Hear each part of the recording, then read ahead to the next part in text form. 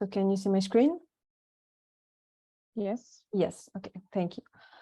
So thank you for participating today to this workshop on task 3.5 for blending GEOSS and for blending GEOSS-related datasets with the Umbrella Sentinel Access Point. To give you a bit of an overview again and remind you a bit of what this task is.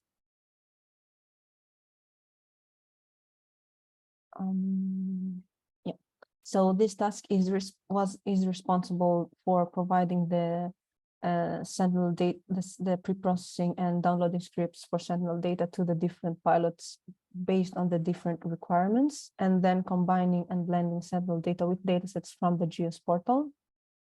So we are on the end of this task. A first workshop was held back on July on the 1st for the first functionalities of the Umbrella Sentinel Access Point, and today we will be presenting you the second functionality.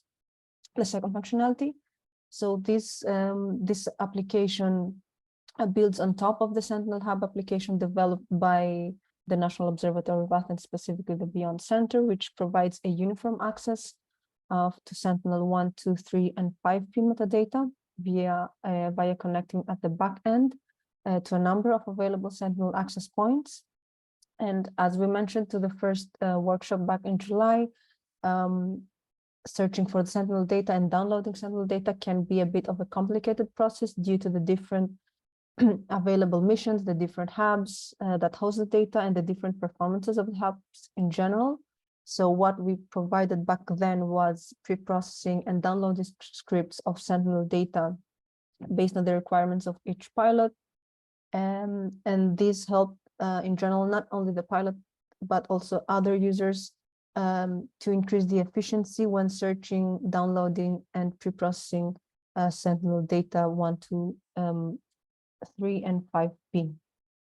So the second functionality that we will be presenting today is to combine and blend Sentinel data with datasets that can be found as well on the GEOSS portal to specifically decrease the volume of data that need to be acquired and pre-processed. So that would be a bit of an extension of what the Umbrella Sentinel Access Point is doing at the moment. So through this functionality, generally users will be able to filter the Sentinel data of a given area that they require based on the condition related to other data sources. So I will give the floor to Thanasis Drivas, who is the backend developer of our team and who is specifically working on the design and development of Earth observation systems. So Thanasis, if you are ready, I can, oh yes, sorry, a bit of an overview of this workshop is to Thanasis will provide you a brief introduction of the developed tool, and then we'll present you a bit of a hands-on workshop and specifically on some pilot use cases on how this tool can be used and in general, and how can be used specifically on each of the pilot use cases. And what we would like in the end is to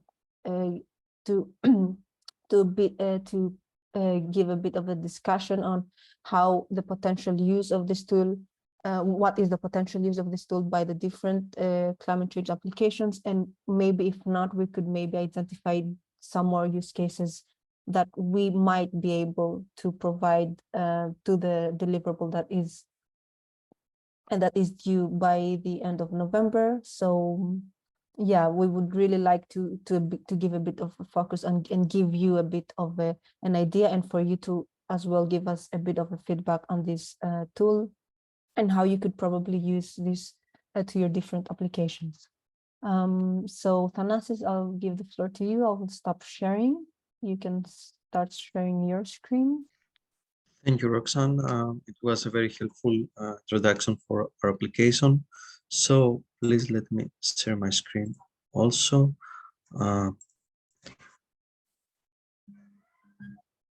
I think now you can see my screen, correct? Yes. Yes. Great, thank you for the feedback. So as Roxanne mentioned, the Umbrella access point has been changed, has been extended in order to allow beyond the Sentinel parameters, extra additional parameters related to meteorological metadata. In that direction, we are now connected to a specific API, a free API, because the most of the meteorological API, and that was indeed the problem, are closed. You have to pay for them. Thus, we found an excellent API, the Meteostat, which provides historic and data and statistical analysis based on the on specific stations, not interpolated model, not based on a model, but from real data coming from the stations. Thus, we could connect via this API, and we are going to present you now the extension of the umbrella. The parameters that are provided by this API can be depicted here. You can see that we can get precipitation, direction of wind, average wind speed, of course, temperature.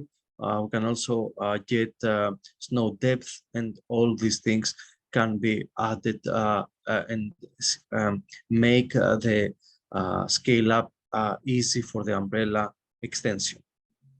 So to start by showing you an example, in practice, how can we use the umbrella? The idea is here why we need to use these meteorological parameters. The most of you are using this data, this metadata in your project, in your pilots. So in order not to download all of the Sentinel products, to download a subset of this based on this meteorological parameter. For example, if you need only Sentinel images that are included in the area that has a precipitation below a certain threshold, then the umbrella will give you metadata only for this time of period that the precipitation was below a certain threshold. It filters out the rest of the images and keep only these images that meet the meteorological requirements. This is the idea. You will see this one in practice. So for the first pilot in the area of Netherlands, we have, I think it's Netherlands, if please correct me if I'm wrong. We have two important parameters, the temperature and the precipitation. And you use, we use Sentinel-2 images. What I'm going to show you now, it's a small script that exploits the umbrella application in order to get the metadata based on certain meteorological requirements. So I'm going to load all these necessary application libraries, I'm sorry. And this is the important part. In order to harvest metadata from the umbrella application, you need to define a series of parameters. First of all, the bounding box, the area of interest. Okay, it's the latitude and the longitude here for our bounding box. Of course, the mission, the satellite, the time period that you are prompted to search, so start date and end date, and the meteorological parameters that you need. For example, here I have set the max temperature and the threshold. So here we are searching for satellite images that have maximum temperature below at most 10 degrees in that time period and in that area of interest. How does it work? If we have 3 stations inside this area, we calculate the average temperature. And based on this average temperature, we compare it with this threshold. If this average temperature is below this threshold, then we keep this image, the satellite product. Otherwise, we filter it out, we eliminate, we delete it, and we do not give back this image in our response. This is the idea behind this process.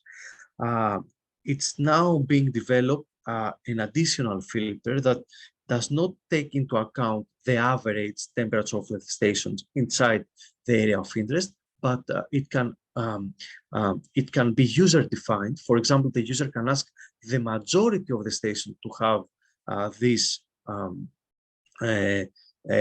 temperature under this below this threshold, or for example, at least one station to have this threshold. So it can be user-defined. User can select the option, the statistic option that he or she wants based on the most of the station, the average value, or at least one station to have this value. Then, by setting this parameter, we can construct the URL, which is the it's actually the request that we make to the server. And let me execute these cells. Therefore, we end up with something like this. This is the request we make to the server. So please give me from the Sentinel-2 satellite all the images that have these parameters. You can see clearly now the parameters that we have set for this specific request. The next step is a function that we have developed, and it can be given to you in order to simplify your search.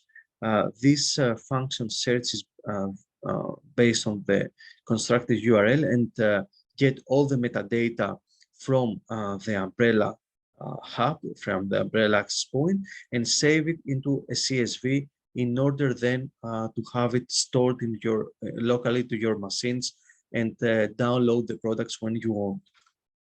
And if I run these commands, afterwards I open this CSV using the pandas library, and we can see what is included inside this file. Can you see here? This is the identifier of the image along with a download link. So it is clear that the Umbrella, based on this request, downloaded a series of, not download, but save the metadata of a series of products that meet the above requirements. The advantage here, it will be highlighted in the next cells, is that if you run the same request without the meteorological parameters, then you will get more products to download from the Umbrella. This means that you need more storage and more time. It increases the time complexity of your process. That's why we need to eliminate these products by setting additional meteorological parameters. Let me show you what I'm saying. This is the same request without the meteorological parameters. So if I run this, we end up with this. As you can see, the number of the products is the same. Why is the same?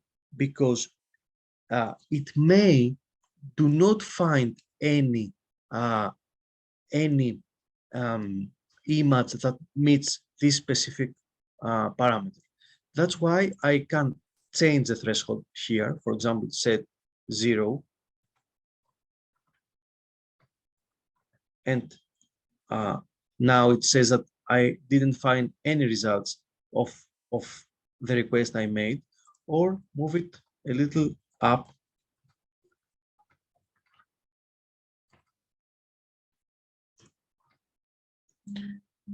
Or change the, let me change the dates.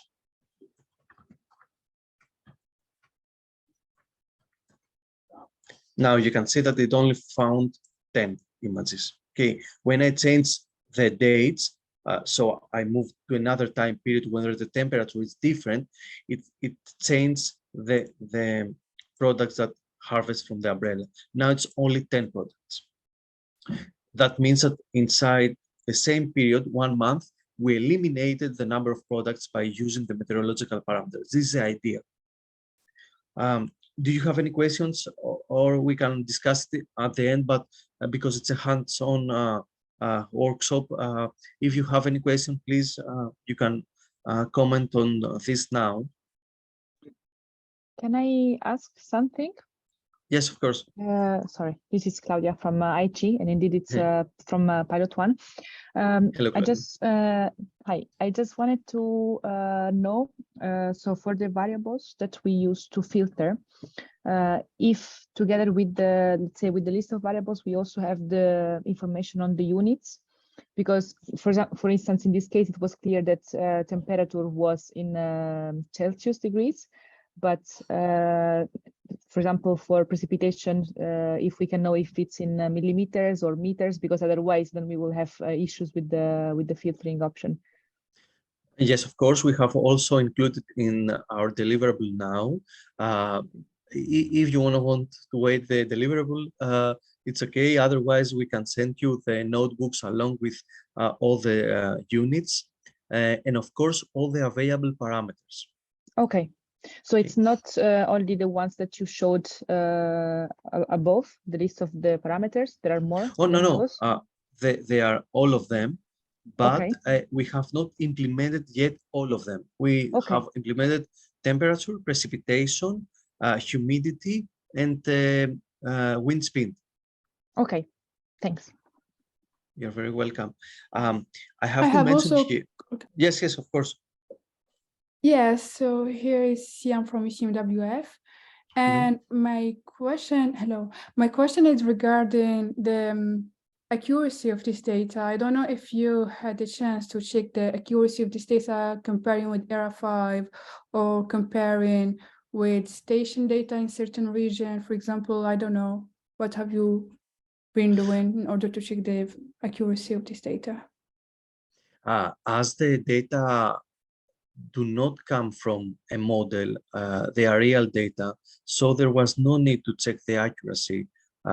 It's not model-based, it's the actual data, it's historical data coming from the station. So we make the assumption that they are correct. Of course, it could be a good testing to check the model versus this actual data, and specifically for areas and bounding box that have only one station and not many stations, in order to get more values and to be more accurate. So this could be a very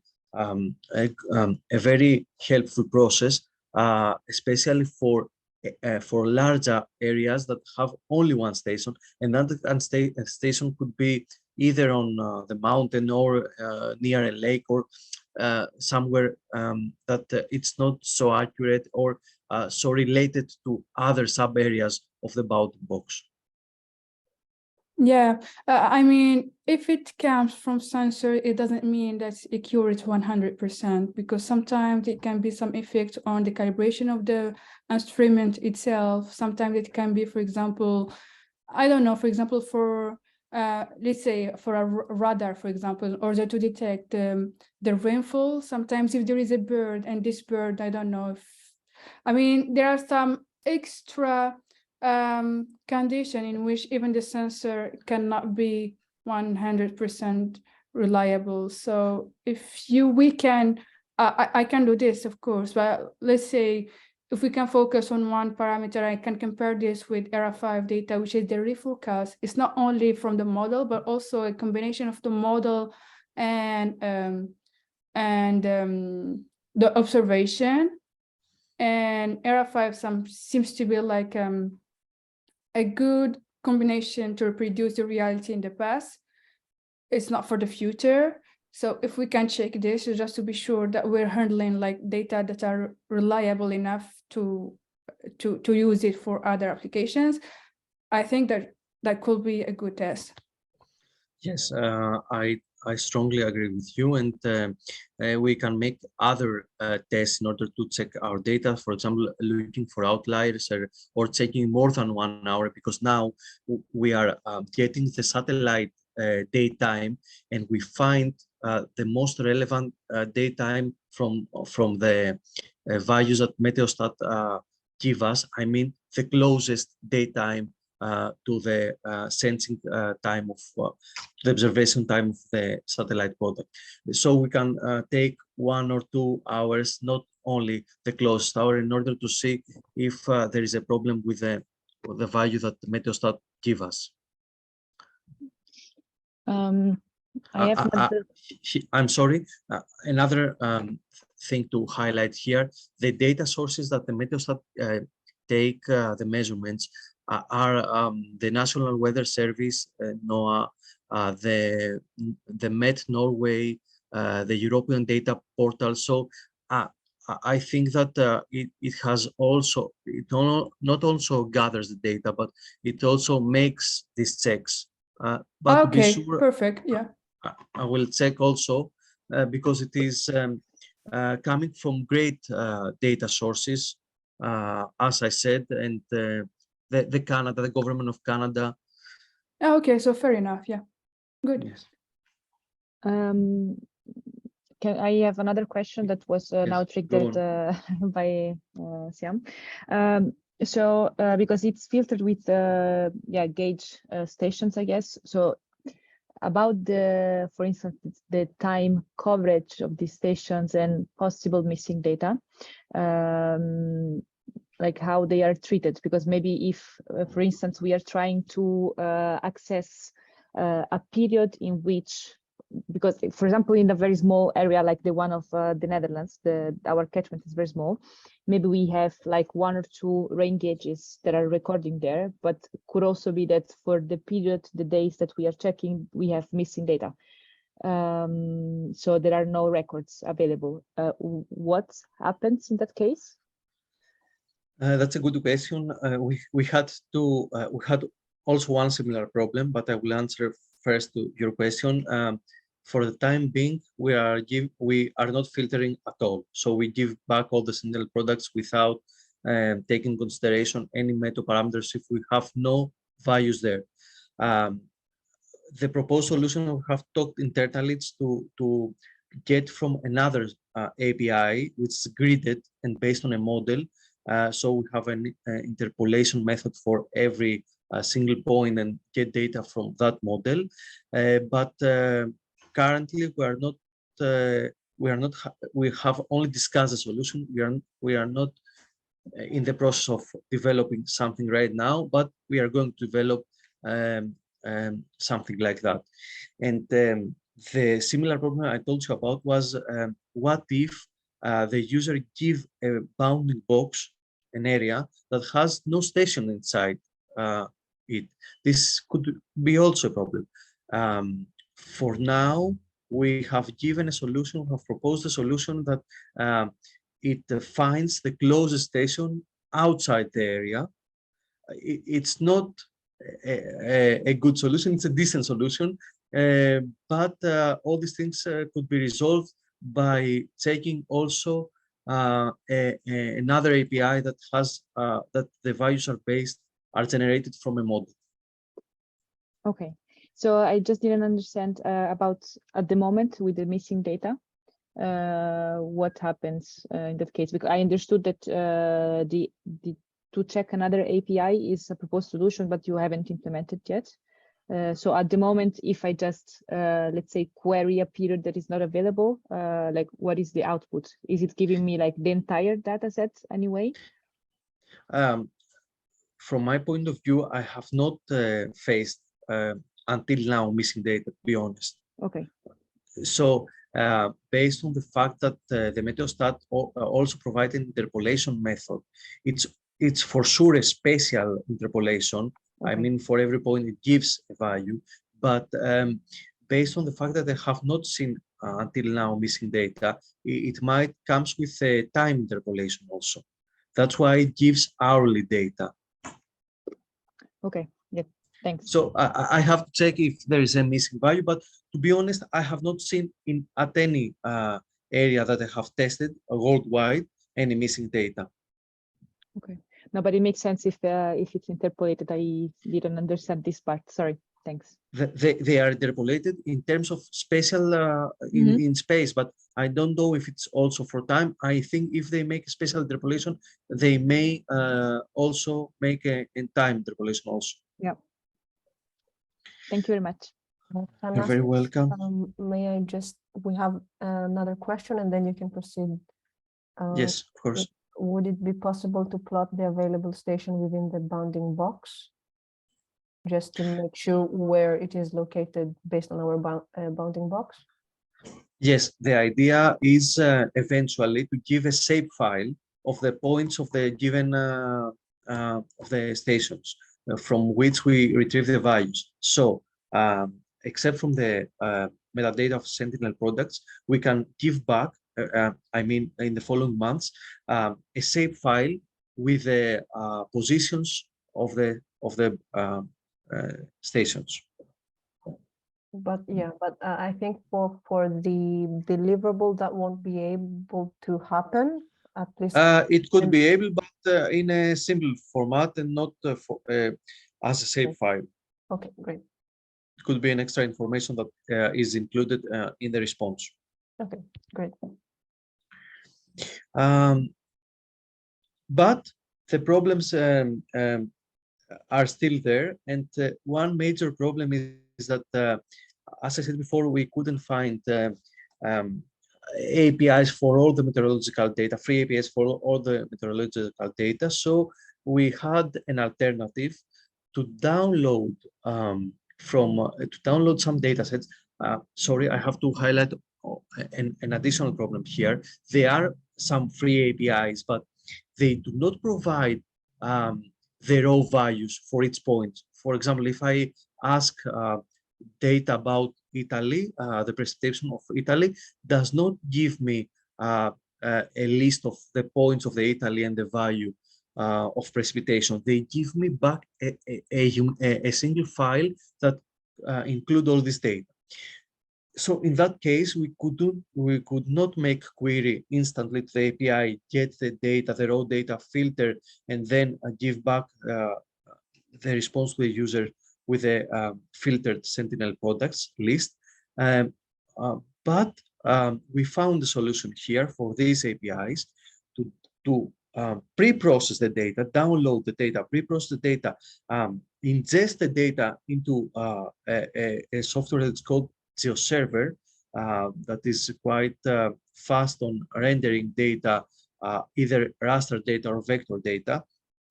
So we ingest the data inside the GEOSS, and when the user makes a query, instead of connecting on the fly to API, we could connect to the local GEOSS and make the aforementioned queries. This saves us time, of course, but the trade-off is that we lose much in space, because we have to pre-compute and store all the required data for all the Europe and for multiple years. This is the problem here. It's a trade-off of time and space and storage. I will show you an example of our here. As you can see, I'm sorry, I have used the precipitation variable. The precipitation variable for now is strongly only related to the local solution to the server. So when I set the precipitation parameter, it does not make a request on the fly to the Meteostat API, but it makes a request to our local instance of GeoServer. So here you can see, in the same way that we have 11 products about precipitation in this bound box and in this time period.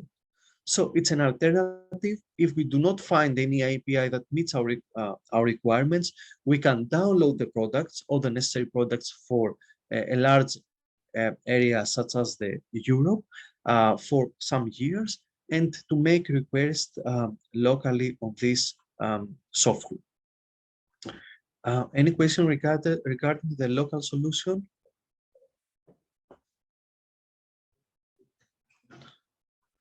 Great. Let's move on to our second use case, and after this one, we can start our discussion if you have any questions or some notes on what you saw. Pilot 5, this needs the temperature, the precipitation, the wind speed. The mission we use the missions we use are the Sentinel-2 and the Sentinel-3s. In the same way, this does not change anything. I only want to showcase, to highlight here that the Sentinel-3 mission has a series of product types. There are many product types here. So if you do not specify the product type, which is a parameter that comes with the old version of the umbrella, it is included in the old version. If you do not specify the product type, you end up with a large number of products.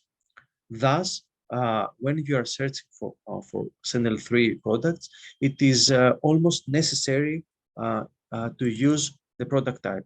So by using this product type, we can make a request. I'm sorry, I have to rerun these things.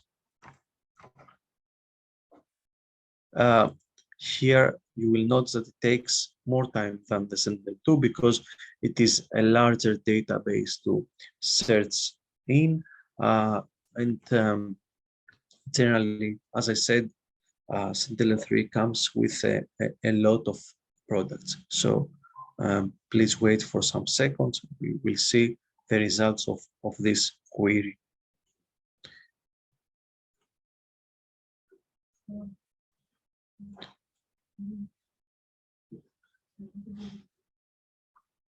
And again, here is the comparison in order to save time. This is the comparison. You can see it found 870 products for 1 month for this product type and with this meteorological parameter. If I rerun without the meteorological parameter, let's see what the umbrella will give us.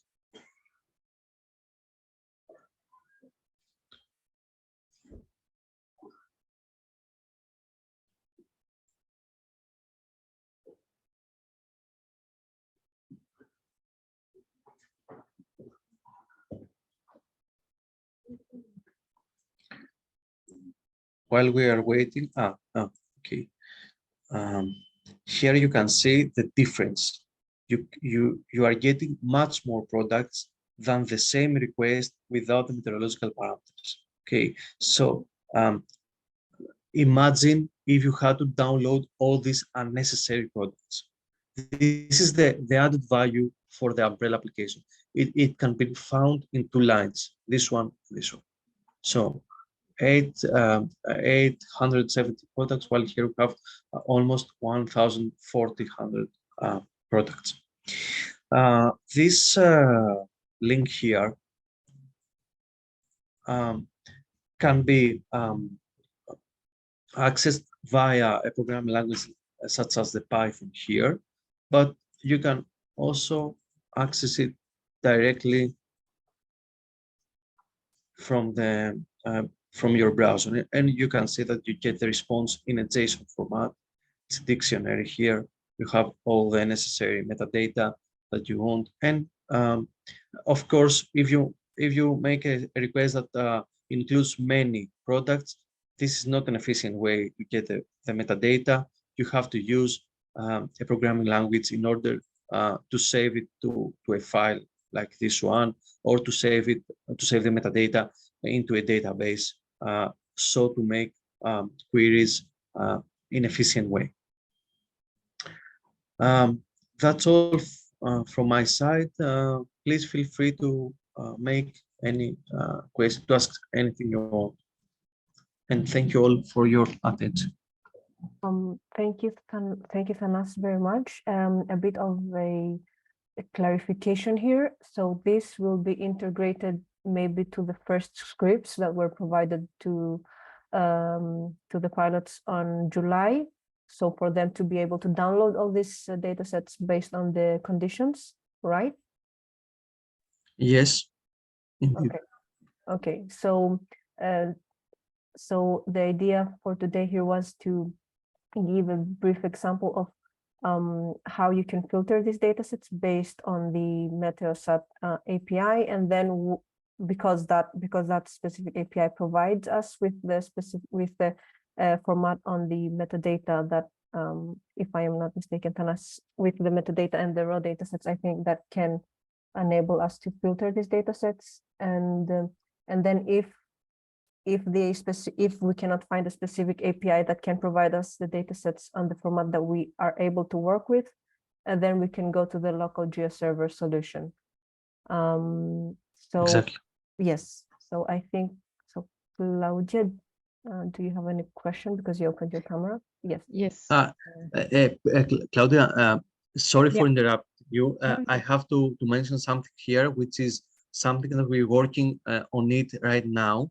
On its request, for the time being, and as a proof of concept, we can only use one meteorological parameter for now, but this is currently changing in order to make a more complex request that is needed. It's required for the most of you. Thank you. Thanks. Thanks. No, I had just one question. Because you showed that the case study for pilot 1 using Sentinel-2, but I mean, I guess that we can change it, right? So it's like in case we want to download another Sentinel project, we can just change. And in case like now with Sentinel-3, you have more than one product, we have to specify. So it's we can just, yeah, that one, we can just modify it, right? In case we want. This idea to be as much as user-friendly as it can be, and just change the parameters, and oh, it works. Okay.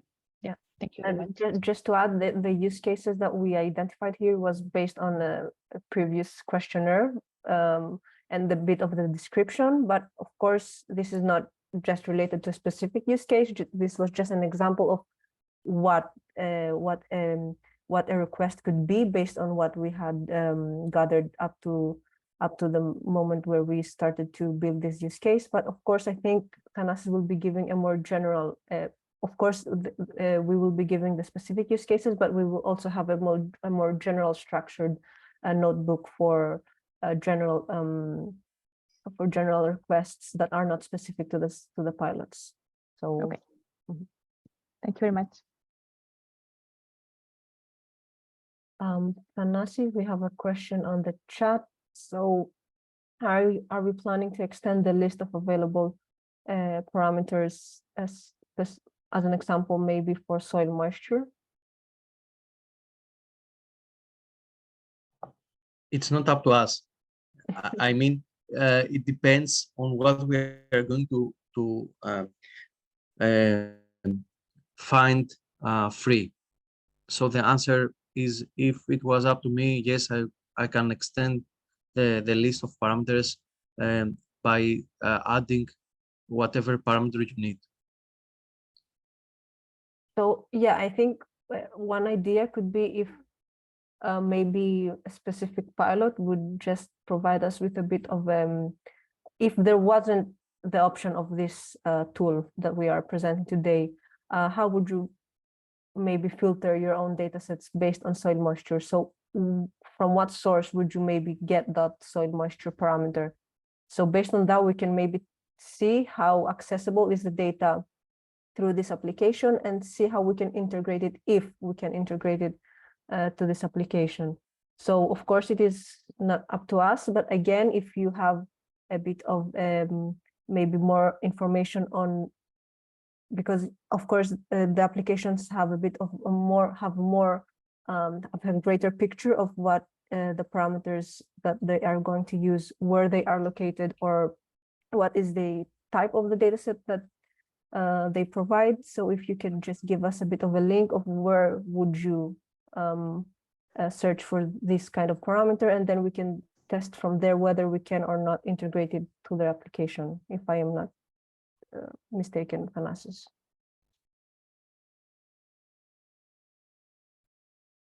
Yes, so maybe we have some technical issue. Is that me or is that Thanasis? Can you hear me?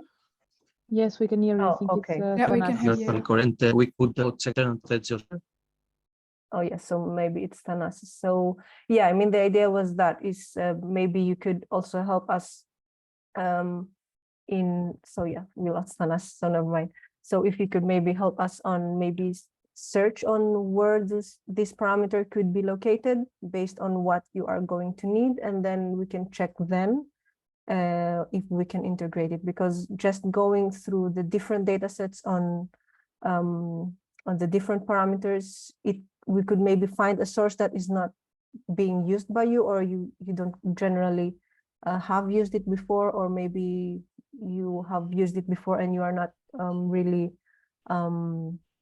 satisfied by the parameters. So providing us a bit of a guidance on where exactly these parameters that you can find useful would just be great.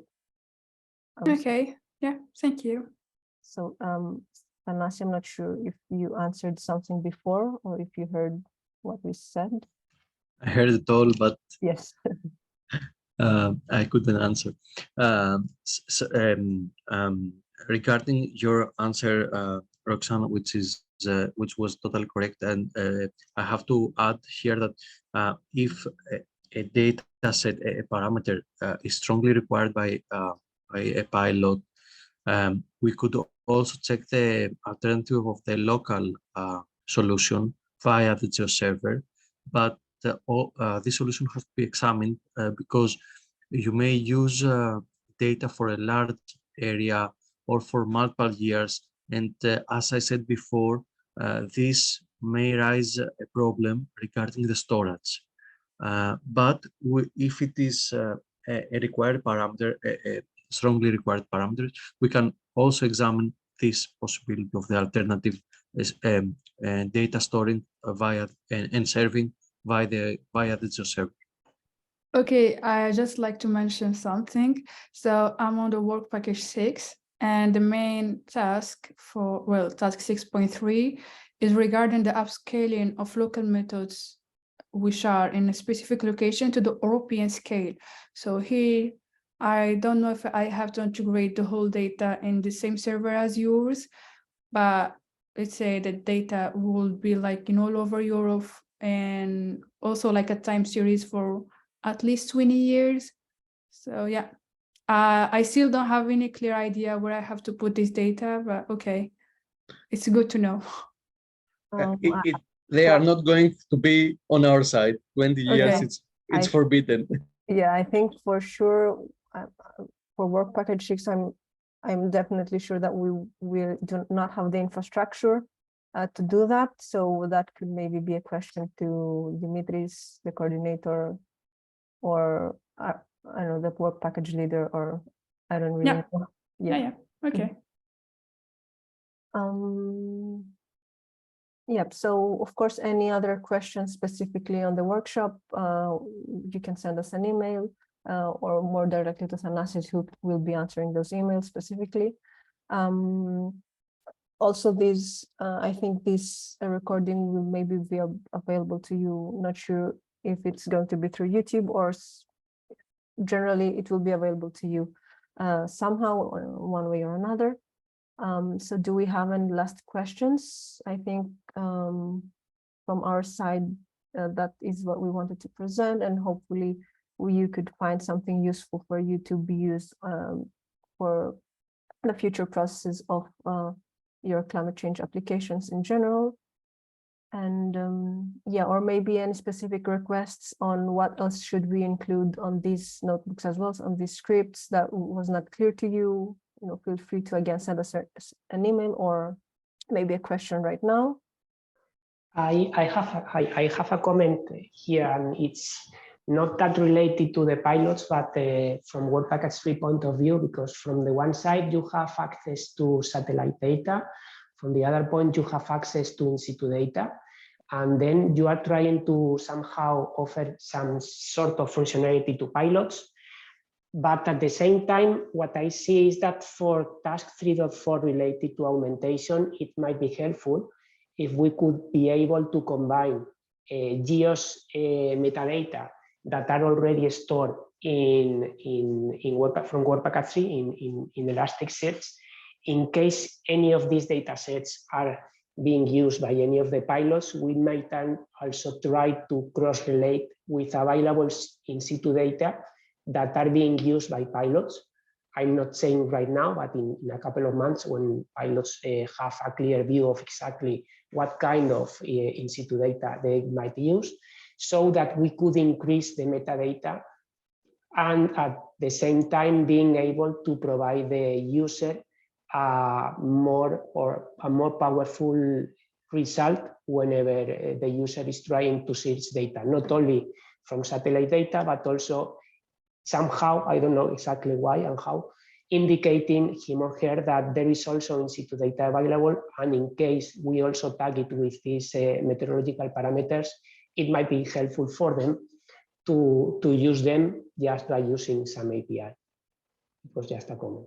I don't know if someone from Libra has already talked to you related to this option or possibility, but I just wanted to highlight it because it came to my mind at the time you were presenting that. It is an excellent idea, and that's our ambition. I mean, to make Umbrella a one-stop shop that users can find any parameter by connecting to the backends with different heterogeneous APIs. This is the idea. So it is more than welcome. Okay, thanks. We can consider it in some work package 3 telco, for example. For the moment, I think it's time to let the pilots know and be sure which type of data they are using and how, and then let's see how we might integrate it in terms of metadata that will at the end be merged in the database that is created by Libra. At least this is how I see it now. Probably not for month 18, obviously, but afterwards. Yep, that would be definitely be great. So thank you. I assume no other questions. No. Okay, so we will send you a follow-up email with all the information and the Jupyter notebooks. And of course, you will be informed after the deliverable will be submitted for the final product and the tool and the application. And again, of course, you are free to send us an email regarding any issues or questions that you may have with running the scripts, not only for this functionality, but also on the previous one. So we are still open to that.